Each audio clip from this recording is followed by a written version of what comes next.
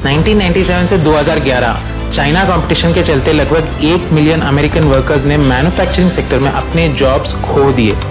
इसे China shock effect कहते हैं। आइए देखते हैं अब इलेक्ट्रिक व्हीकल्स की रेस कैसे कुछ ही सालों में ला सकती है एक और China shock.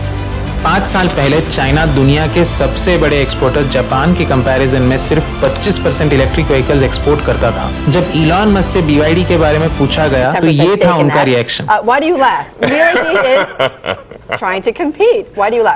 Fast forward 2023, Chinese EV export की संख्या 5.26 मिलियन हो गई और जापान का एक्सपोर्ट 4.3 मिलियन ही रहा। चाइना ने जापान को इलेक्ट्रिक व्हीकल्स के ग्लोबल एक्सपोर्ट में 1 मिलियन के सेल से पीछे छोड़ दिया और चाइना के सबसे बड़े कार मेकर BYD ने 500,000 इलेक्ट्रिक व्हीकल सेल करके टेस्ला को पीछे कर दिया। तो आइए जानते हैं बिजनेस एंड जियोपॉलिटिकल एंगल से चाइना की क्या ऐसी स्ट्रेटेजीज और मास्टर स्ट्रोक्स थे जिससे आज चाइना EVs के सेल में लीड कर रहा है और Chinese electric car manufacturer BYD Tesla को पीछे छोड़ रही है। चाइना के EV डोमिनेंस से पश्चिमी देश और भारत पर क्या इम्पैक्ट हो सकता है। अप्रैल 2000 चाइना के सबसे ज्यादा जनसंख्या वाला शहर कुछ ऐसे दिखता। आप कुछ 2 टू-व्हीलर्स, साइकिल्स और कुछ बसेस देख पाएंगे पर कार्स नहीं। चाइना का पॉपुलेशन 1.3 बिलियन होते हुए भी कार्स थे सिर्फ 4 मिलियन। वही 2005 में चाइना की सड़कें कुछ ऐसी दिखती थी और नंबर ऑफ कार्स साल 2000 के कंपैरिजन में ऑलमोस्ट 4 टाइम बढ़ चुकी थे।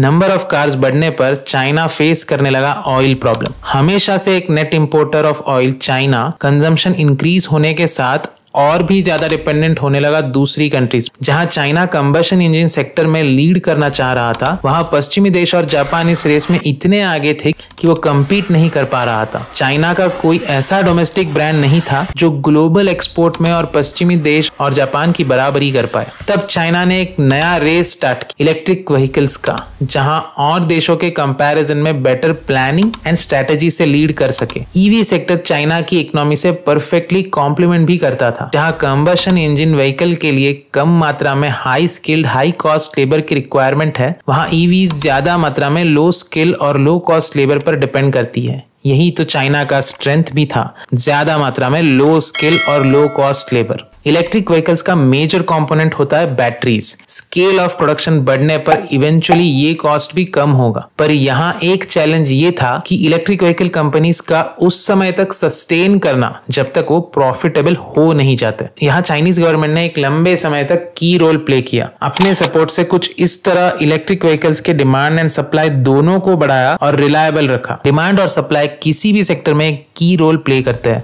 रिलायबल सप्लाई नहीं होने की वजह से कैसे भारत के बायोगैस प्लांट्स अंडर यूटिलाइज रहे हैं, ये जानने के लिए आप ऊपर वाले वीडियो लिंक पर क्लिक कीजिए। 2009 चाइना में लगभग 500 EVs थे। तब चाइनीज गवर्नमेंट ने स्टार्ट किया था EV कंपनीज को फाइनेंशियल सब्सिडीज और प्रोक्योरमेंट कॉन्ट्रैक्ट्स देना। गोल था एक steady demand and supply create करना। प्रोक्योरमेंट कॉन्ट्रैक्ट्स के जरिए काफी सारी इलेक्ट्रिक व्हीकल कंपनीज को पब्लिक बसेस का कॉन्ट्रैक्ट्स दिया। इतना कि 2014 में जहां शेंजन में 1200 इलेक्ट्रिक बसेस थी, वहां 2017 में सारी 17,000 बसेस इलेक्ट्रिक थी। इनमें से 80% इलेक्ट्रिक बसेस के प्रोक्योरमेंट कॉन्ट्रैक्ट्स मिले BYD को, जो एक चाइना की EV मैन्युफैक्चरर है। ये था BYD के सक्सेस का फर्स्ट स्टेप। इन रिलायबल कॉन्ट्रैक्ट्स की वजह से एक स्टेडी डिमांड रहा और इन कंपनीज को एक स्टेडी रेवेन्यू स्ट्रीम भी मिल गया। इससे कंपनीज अपने R&D में और बेहतर मॉडल्स बनाने में फोकस कर पा रहे थे। इस पीरियड में गवर्नमेंट ने लगभग $30 बिलियन की फाइनेंशियल सब्सिडीज से इस सेक्टर को सपोर्ट किया। एक टाइम था जब इन EVs पे कंज्यूमर्स अराउंड $16,000 सेव करते थे। कंज्यूमर्स कम दाम में अपनी EV खुद ले पा रहे थे, जिससे एक और स्टेडी डिमांड स्ट्रीम क्रिएट हुआ। पर इन रियलिटी ये मेन रीजन नहीं, जिसकी वजह से लोगों ने चाइना मेड EV खरीदना स्टार्ट किया। भरपूर शहरों में जैसे कि बीजिंग कार लाइसेंस प्लेट्स पाना बहुत मुश्किल था। एक पेट्रोल कार के लिए एक लाइसेंस प्लेट पाने में 10 साल और हजारों डॉलर्स लगते थे। इसके बाद भी इन गाड़ियों का इस्तेमाल करना हफ्ते में कुछ ही दिन अलाउड था। लेकिन एक EV खरीदने से ग्रीन लाइसेंस प्लेट भी मिलता, सब्सिडीज का लाभ भी, और कोई भी दिन वो गाड़ी रस्तों पर निकाल पाते। क्लियरली अनेक फायदे थे EV लेने। लोकल गवर्नमेंट्स EV कंपनीज के साथ क्लोजली काम करके करके कस्टमाइज पॉलिसीज भी बना रहे थे। इन सब पॉलिसी इंसेंटिव से चाइना ने